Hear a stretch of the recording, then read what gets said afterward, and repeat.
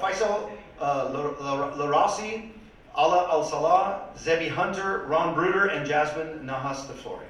Please come on up, you guys. You have to walk faster, Jasmine. You have to walk faster. No, I'm kidding. I'm kidding. All right, I'm going to do this without my glasses, so if I mess up, I am really, really sorry. All right, Faycal graduated from Technical Institute, but had difficulty landing interviews for countless jobs that he applied for. Starting to feel hopeless, he enrolled in EFE's very first workplace success program in Morocco 15 years ago.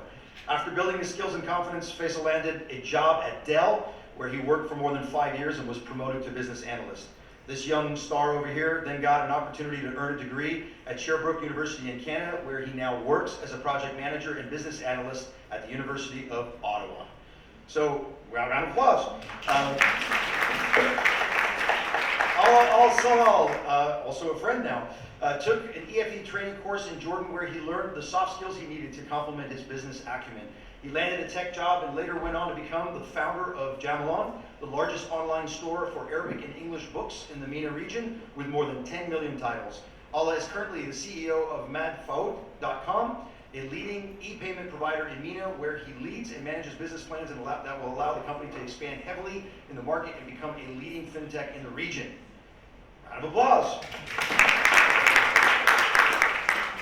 Zebradedra Hunter and the Citi Foundation. Zebby serves as our program officer, as a program officer for the Citi Foundation, managing international grant investments in Asia Pacific, Europe, Middle East, and Africa across all foundations' portfolios, including their flagship program, Pathways to Progress. She is also responsible for coordinating data management and currently spearheads the foundation's international grant-making efforts, including planning and strategy. Okay, I have to add, EFE and Citi Foundation have been partnering together since 2013 to create many employment opportunities. And next year marks our 10th year anniversary with Citi, which will bring the total number of youth impacted by the program to over 5,500 with a total investment of nearly $4 million. So thank you, Citi. Thank you, Citi. That quiet man over there, Ron Bruder, a dear friend and a mentor to me, is a self-made entrepreneur and the founder and chairman of EFE. For over 30 years, he has worked in real estate development after founding the Brook Hill Group. Ron is one of the Time Magazine's 100 Most Influential People and is a recipient of the Distinguished Advocate Award from the Anne Frank Center. He has served as the delegate of the Council on Foreign Relations to Jeddah Economic Forum and contributor to the U.S. Islamic World Forum in Doha, Qatar. Thank you, Ron. And last, but certainly not least, my dear friend Jasmine Nahhas di Florio. Jasmine is Senior Advisor of EFE. She has worked closely with Ron to start up EFE some 17 years ago, including going to Gaza to launch the very first class in 2006. She is a Rhodes Scholar and attended Harvard Law School on scholarship. Yip-diddy-doo-dah. Okay. It's her personal and professional mission to expand opportunity for others. Her expertise on the unemployment crisis, workforce development, and entrepreneurship has been featured on CNN, the Financial Times, Forbes Middle East, the Arabian Business. I could go on and on and on and on. So thank you for being here with us tonight. I have another mic on my, you want to use this one or should I? Here, I'll switch this. You keep that one on, we'll put this one over here. How about that? I am going to sit with you guys so we can make it a little bit more personal. Thank you all for being here. Oh, this is good.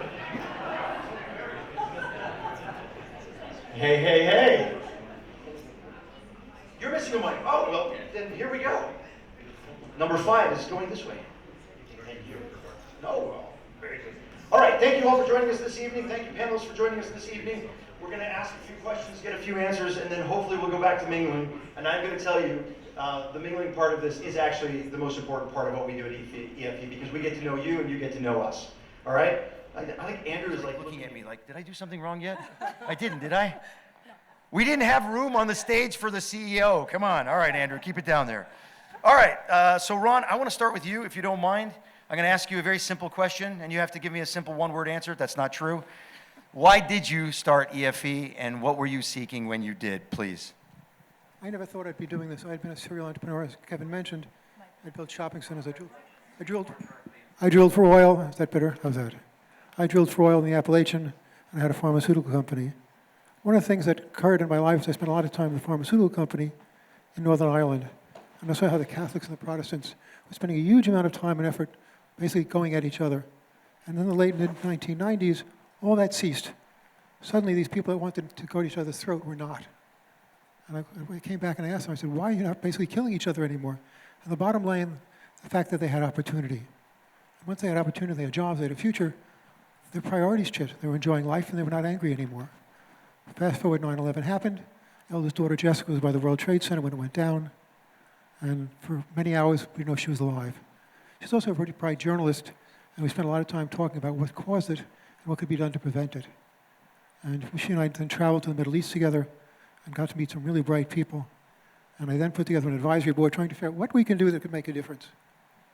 And the solution was to figure out what's going on with the educational system. Oh, that's better. And we came to the conclusion that we needed to figure out what was causing the educational system not to function well. We came to the conclusion that the skills that the youth were learning were not the skills that are needed in the labor market. And so what we've done is we've built 9 affiliates now. And each of the affiliates has its own chairman, its own board, its own staff. We have roughly 150 staff in the region versus 15 staff in the US, so it's really local. When you're in the region, you don't see us, you see them.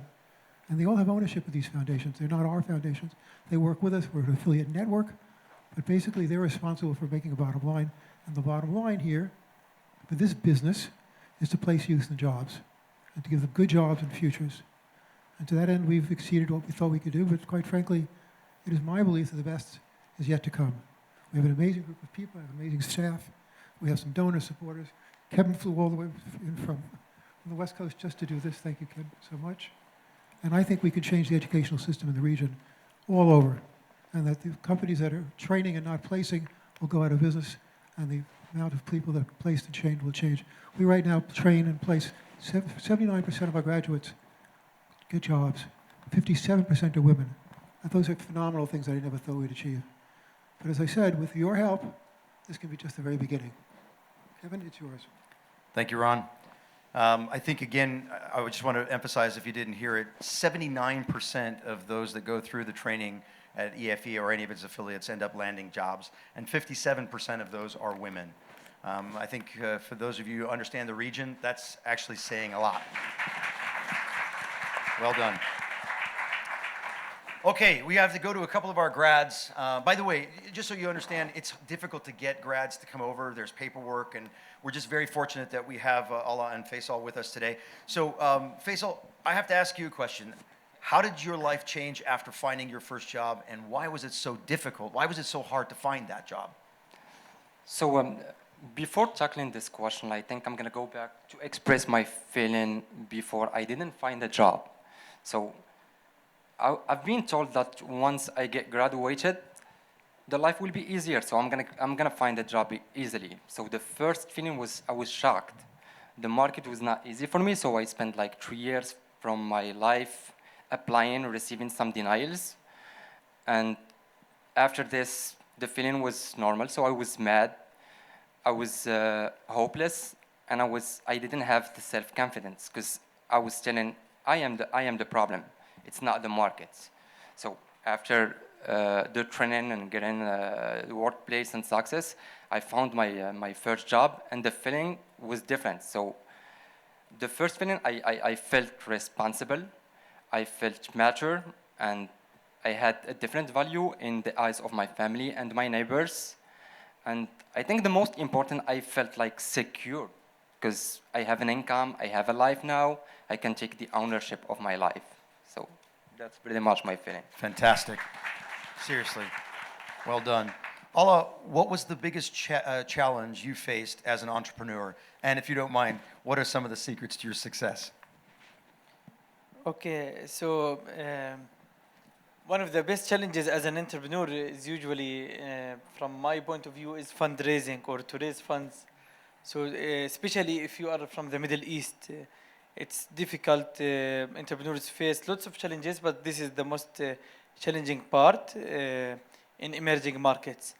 Now, the secret sauce, I think, is building a good team. So when you set up a company or a startup, it's all about the team. If you have a strong team behind you, who believe in the vision and mission, then you know that you can reach somewhere, you can achieve something. But if you don't have a good team, then you cannot go anywhere. And that brings us, I like to mention that my wife is an HR manager, so she, from her statistics, out of 30 to 40 candidates, she gets one to pass an interview, and that brings us to the gap that we have in the market, where students or graduates are not ready for the job market, where EFE can fill up this gap. And did EFE, tell us how EFE helped you fill that gap with your own personal journey? So me, myself, when I was a student, and the way I met EFE was during my voluntary work at a local NGO in Jordan, Ruwad. They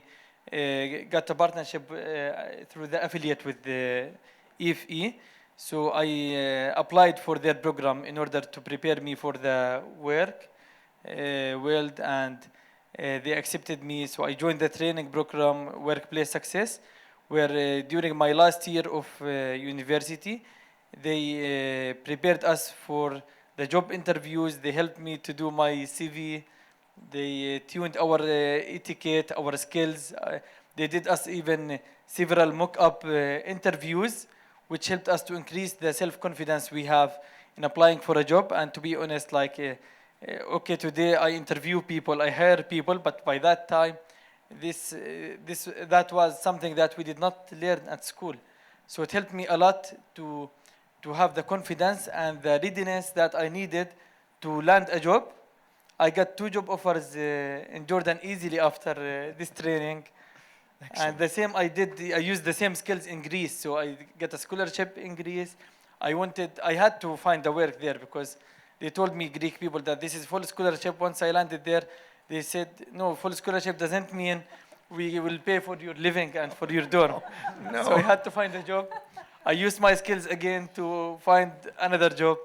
And luckily, the company where I worked at in Greece is also part of EFE today. It's called the CCC. Fantastic. Fantastic. Awesome. Thank you, Allah. Yes, absolutely. Zebi, we got a question for you. What is Citi Foundation's mission globally and in MENA? And if you can also tell us, why should we and why should companies care about the MENA region and its youth? Oh, a double whammy. Sorry, double whammy. Bear with me, I'm a little nervous. I've been hiding behind a Zoom screen for about 2 years, so it's my first in-person panel. But just touching on the Citi Foundation's mission, I mean, simply put, we really focus on enabling economic progress and then really investing in low-income communities around the world. And so you're probably thinking, how do we actually do that?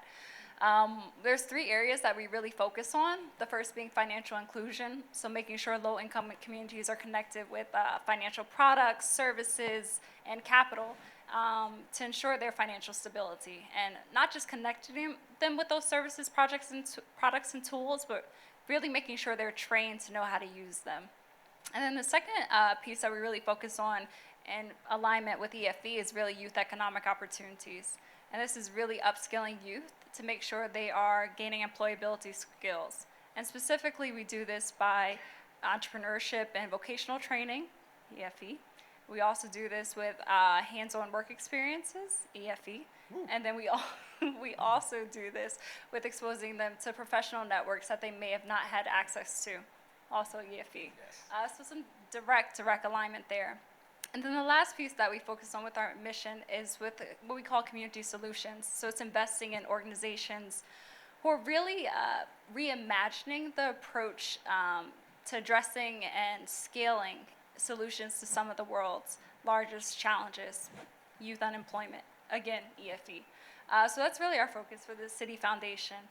Now the second part you asked me is, why should people care?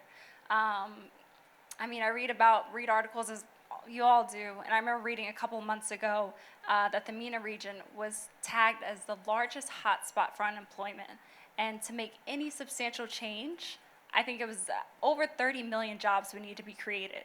And that number should make anyone's jaw drop. Wow.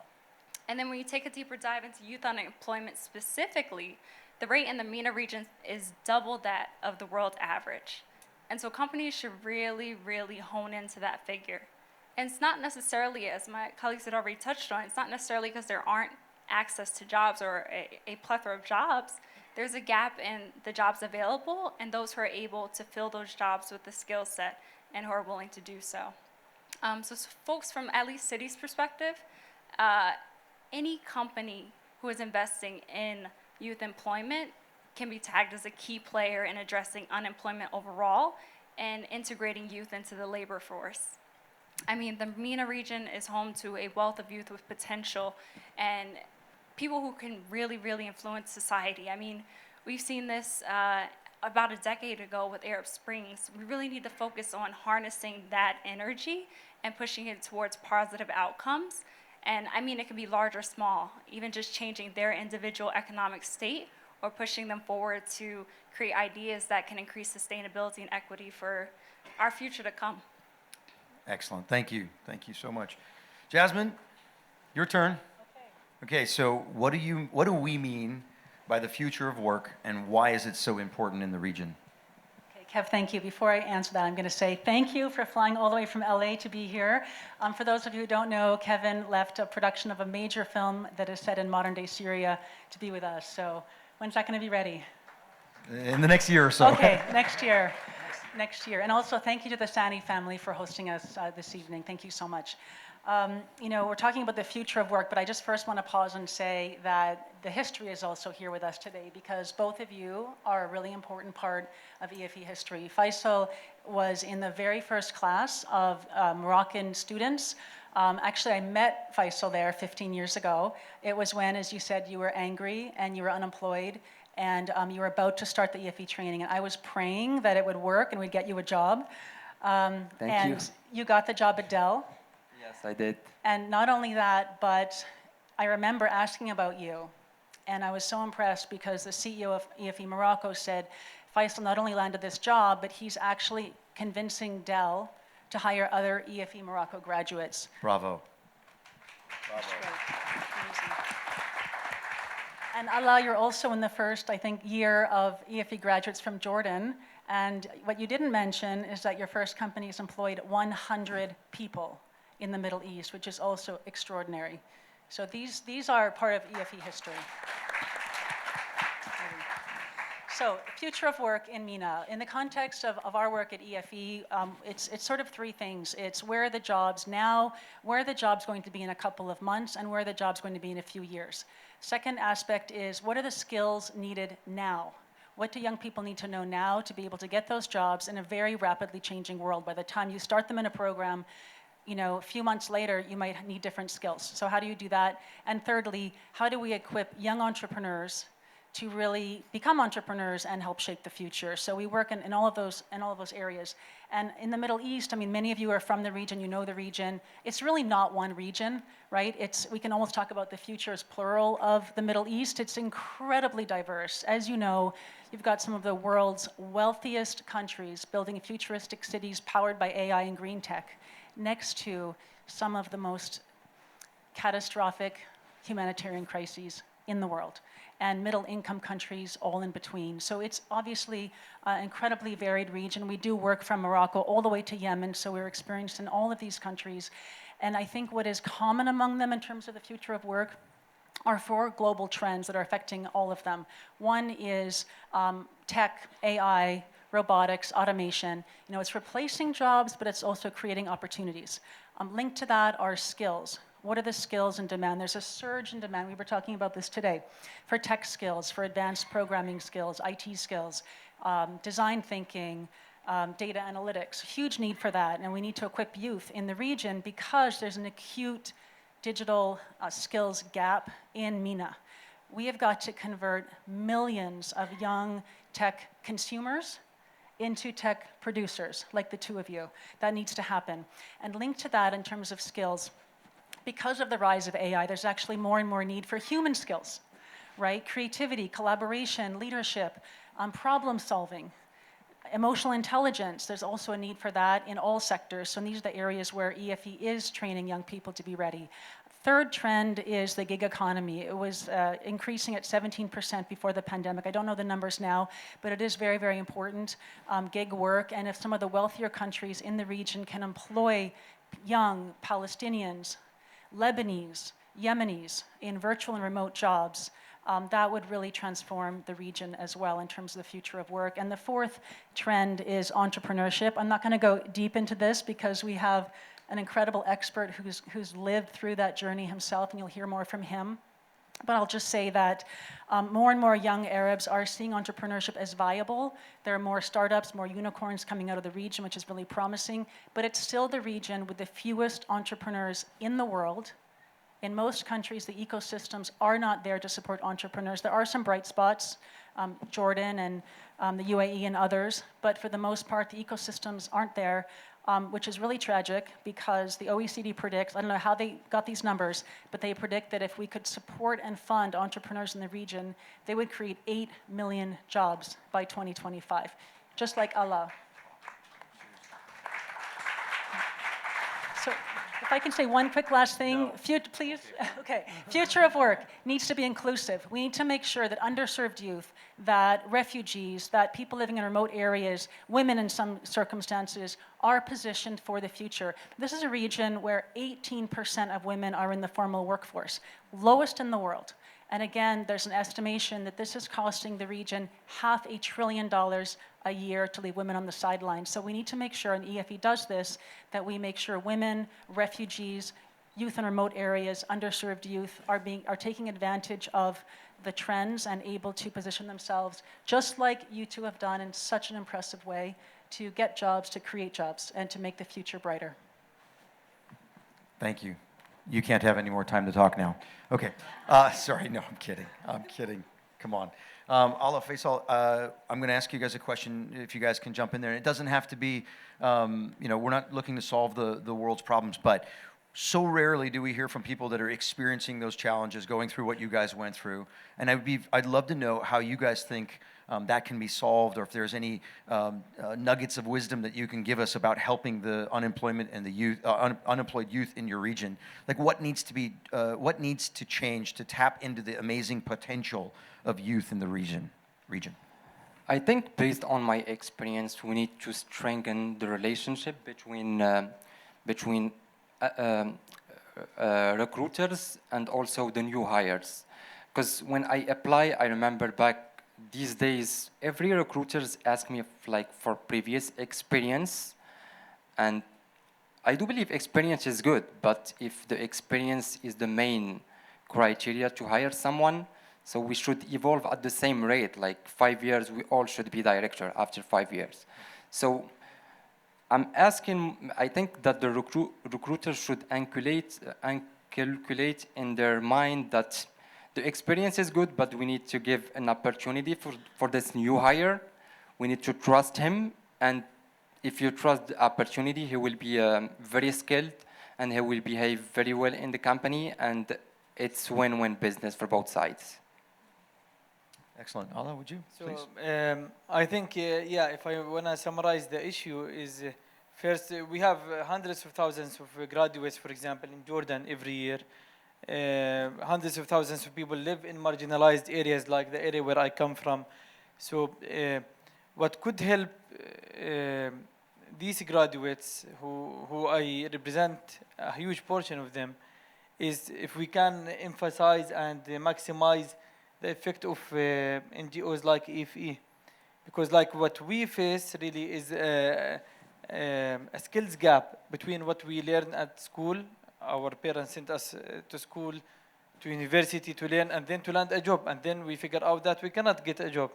So there is a gap in the market. Universities do not prepare us for the job. And our parents will not sponsor us to get private education after school because, they suffer just to get us with a bachelor degree. And then we cannot go back, ask them, we need more money because we figured out that the market needs data science or C++ training. So that's the gap where if we can do it more, we can help decrease the unemployment rate. We have around 20% unemployment rate in Jordan alone. Jordan are survivors. We do not have natural resources like our neighboring countries in the region, but we have people. We have talented people who need help to create futures, to create more job opportunities, and who will also continue paying back. So the relationship between me and EFE started from a course. They gave me the course. It impacted me, even though it was a simple course, 2 months only in 2008, but because it impacted me in my life going forward, I remembered this value, and I remembered this result, that how it affected my life. So even when I find job candidates who got EFE trainings, I hire them in my company. Even if I don't need employees, I give them internships. So that's something I like, and It's worth a round of applause. I hope whatever you do, whether you are someone like me or whether you are a donor who has a company, help them also to hire people who went through EFE, because they have also a selection process where they select people who are in need and who need support to find a job. So that's something, even if you think it is easy to write a CV or to prepare for a job interview, it's not for hundreds of thousands of graduates in my country. Thank you. Thank you. Ron, how has starting up and scaling EFE been similar to other entrepreneurial ventures of yours? I love what you say about EFE as a business. Tell us something. Well, it's different, obviously. The plus is that people that you meet in the work that we do are phenomenal people. They all care. They're doing this because they want to do it. They believe in what we're doing. They put in a huge amount of time and effort. And they're good people. They're the kind of people you can trust and work with. In my for-profit days, it was like swimming with barracuda. And the best survived, the others didn't. This was harder to get going, though, than a for-profit company. Many years ago, for instance, I started a company that was buying environmentally tainted properties. I came up with a method of doing it that seemed to work, and I brought to the fore a major engineering company, and then went to Credit Suisse. They gave us $200 million, and we were often buying hundreds of millions of dollars worth of properties within 3 months. Can't do that in the not-for-profit world. You have to work harder to get the same result, but the result you get is infinitely better than what you would get, from my thinking, that you get in the real world. You get to do something that really is changing lives, and as I pointed out, we've changed 150,000 lives and going strong. And as you pointed out, it's not the 150,000 lives, it's all of the other lives that are affected by those 150,000. So your impact is millions, frankly. More than that, it's the goal of changing the system. A couple of years ago, I was driving in Egypt with our chairman, a local chairman in East Aklamondo. And we're driving by these beautiful schools, and I'm looking at them, wow, these are phenomenal looking buildings. He said, yeah, but they could be selling drugs. Because the people go there for 4 years, they come out, they don't get a job. And so they're all being misrepresented. His goal in Egypt is to put them out of business and change the whole educational landscape. And with his effort, he'll do it. We'll do it. Fantastic. Zebi, tell us a little bit about what you guys at Citi typically look for in high-impact partners. You know, what has been the impact of your partnership with EFE? Sure thing. So the first piece when we talk about high-impact partners, I think Ron raised a good point. One thing we look for is an organization that has key stakeholders, I think, when it comes to partnerships with the private and public sector. And this is getting to his point where we're trying to change the system. When you have strong partnerships outside of just the organization providing just direct service training, you create this ecosystem that is hitting the challenges that these communities are facing. Not just continuing to provide training, but getting to the source of the issue. So that's what I would say is one, strong partnerships are all around. And then two, I would say localization or a localized approach. So when you enter any market or country, I really feel like you need to assess the local needs and the resources there. You can't just hit the ground running with an approach that may not fit their needs. I mean, for example, like take a business product. If you're marketing it, you need to make sure it's understandable, it's usable to your target audience. Same with any program, making sure it's applicable in that local context. And even taking it a step further, if you start to include local communities and helping build out this program, I mean, you're hitting the nail on the head because you're creating the program for the community that they live in. So that's two, I would say, a localized approach. And then the last piece, I mean, it speaks to the current world that we're living in. A high-impact partner needs to be adaptable and resilient. I mean, the last 2-3 years have definitely tested us all in terms of our strength and resilience. But when you look at the nonprofit sector, I mean, it was hit hard. Who was responding to these crises?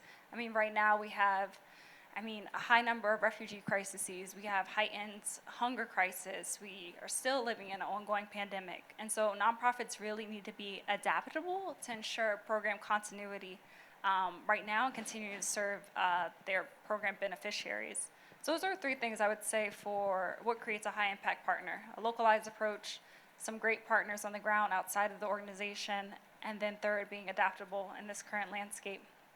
In terms of our work with EFE and kind of what makes this such a high impact partnership, I mean, I would definitely say the longevity. I mean, we're nearing 10 decades, which is certainly exciting, and year over year they've proven to be resilient in this partnership with exceeding expectations. They themselves have amazing partnerships on the ground. I mean, with local ministries, with educational institutions, with employment agencies, really creating this whole ecosystem that allows this program to flourish and not just sustain, but actually flourish and create greater impact. I would also say, I mean, getting back to that point, adaptability. I mean, EFE was able to continue their programs and adjust to ever-changing market needs as we entered the pandemic. I mean, really pushing digital to the forefront. And that made them a true adaptable partner, as many other organizations were still struggling to build their capacity, understand how their programs would continue. And I feel like there is a mutual communication line. I mean, they allowed us the opportunity to expand their offerings in Algeria, and this allowed us to help funnel more funders into the program. I mean, overall, EFE has been a strong partner with a market-based approach that year over year has proved that we are able to employ youth with opportunities, as well as enter them into self-employment opportunities to improve the MENA region overall. Fantastic. We say they didn't just survive; they thrived through the pandemic. Listen, we're gonna bring this to the end. I wanna turn this over for a quick Q&A. But before I do, Jasmine, I'm going to ask you one more question, and then we're just going to take 2 or 3 questions before we wrap it up, and then hopefully we'll get to spend some time together. So, Jazz, how is EFE planning to scale its impact? Okay, we have a 2025 strategy that Andrew Baird here, our CEO, if you haven't had a chance to meet him, I hope you will tonight, is leading. We're really focusing on 4 key breakthroughs. One is to expand the number of youth we serve to 500,000, which is large scale, going from 150 to 500,000 in a few years. Looking to support 5,000 entrepreneurs. So Allah, I want to multiply you by 5,000, inshallah. We are thirdly looking at expanding the revenue generating models. We don't want to rely purely on foundation and charity. We need to generate funds, which we're doing in Morocco and other countries. And fourthly, the kind of systems change work that Ron and Zebi were talking about. So we currently do have partnerships, especially in Morocco and Tunisia. Those of you from the region will know ANETI, ANAPEC, OFPPT. We have partnerships with the National Vocational Training Centers and Ministries of Higher Education to, for example, support university career centers to help young people get into the job market, integrate human skills training into vocational training. We want to do more of that and scale it up. I think innovation, for example, during the crisis, the pandemic, in Palestine, we were able to be part of the first social impact bond for employment in Palestine, backed by the World Bank. And that enabled us to get a lot of young nurses unemployed into jobs. We'd like to do more of that sort of innovation. So to do all of that, we are launching a capital campaign, which Kevin, you're involved in, a lot of people in this room, Andrew, Angela, and many of the board members here tonight, Kartik and Yorick and Tarek, Mary and Carol. And what we're doing is raising $3 million to invest in the core infrastructure of the organization at the same time as we continue to raise tens of millions of dollars for programs to invest in the innovation, the technology, the infrastructure that we need to scale, not just to scale, but as you said, to scale with impact, because pretty much anybody can do online training, but how do you make sure that the young people who do the online training actually get jobs or can start a business? And that's what we need to be able to do. Fantastic. Guys, we'll make it a couple of quick questions. We got one right here in the front. Here we go. So Debbie or Jasmine or Ron, how would you assess the impact of these programs on the attitudes of people in the Middle East towards the United States in terms of recognition that this is an American program that, you know, Ron Bruder has started to help for education and employment? Well, I can speak from I guess, the corporate funder perspective. I mean, specifically as a global company, we've received a lot of positive stakeholder feedback in terms of our investment in youth economic opportunities, and this program has really pushed our, I guess, insight into that focus area to the forefront. So from our perspective as a funder, it's definitely been increasingly positive. I mean, we have local folks in our city offices in the MENA region, and so they're constantly connecting with our CCOs in the country to understand how we can better improve this project, and most of the insight flowing back to the U.S. has, well, not most, all of it has been positive. Fantastic. Here we go. So it's a comment rather than a question. You talk about innovation in the Arab world and whatever. Like, I have a PhD on innovation in the Arab world, and actually I cover Ala and Jamalon and his community, Jabal al-Nazif, and Ruwad. I used Ruwad as a social innovation case, one of my cases. So I'm not sure if you know that, but you're in my thesis. Thank you. Fantastic. We're going to do two more quick questions. Two more quick questions. One more quick question. One more quick question. Thanks, Kevin.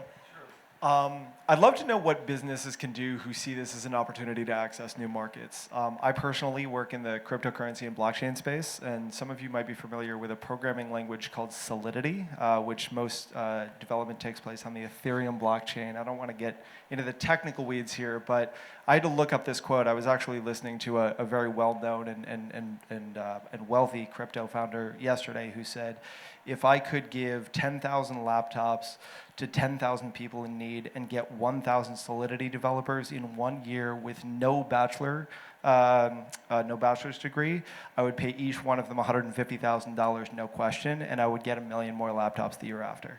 So where can someone like that go, and how can they work with you? I'm sitting right next to you. Hey, answer the question. I'm right here. You want to talk to her? No, not to be facetious, but at first, yes, let's talk. But I think this trend towards looking to the region for tech talent is one that we're seeing growing. And so there are good examples out there. It's a space that we're really interested in. We're doing some work in it, but would love to find a partner to push that even further. So. Fantastic. Hey, you guys, you're witnessing this. This is why we do these events, because this is what we do. We meet people, there are needs, there are solutions. Some of them we provide, some of them we can learn from. So I'm going to cut the questions off right now and wrap this up so we can actually spend some time together. Thank you so much for being patient with us and taking the time to be here. So thanks again for taking the time. See, I just said that and I'm reading it. By the way, a very, very, very, very special thank you again to Sunil Sani and the Sani family. By the way, I think we have a little something for Sunil. Yes, round of applause. Do we have? Oh, it's done. Oh, it's done. Oh, it's very good. I didn't. Sorry, you guys are real quiet, stealthy here. All right, guys. Thank you again. As you can see, EFE's mission is critical. And by the grace of God, its efforts have been and will continue to be significantly impactful. But EFE can't do this alone, guys. This is where we say, if you can get involved in any way, we would appreciate it. Obviously, financial support is hugely welcomed and hugely necessary. But so is your time, your efforts, these relationships that we're seeking. We run and we need mentorship programs. We need your time in region, out of region, in many other ways. Please spend some time learning more about us. Mingle with us. We'll answer whatever questions we have. But anyway, thank you so much for being an amazing audience. Thanks for taking the time out of your days. And please enjoy the rest of the evening. God bless.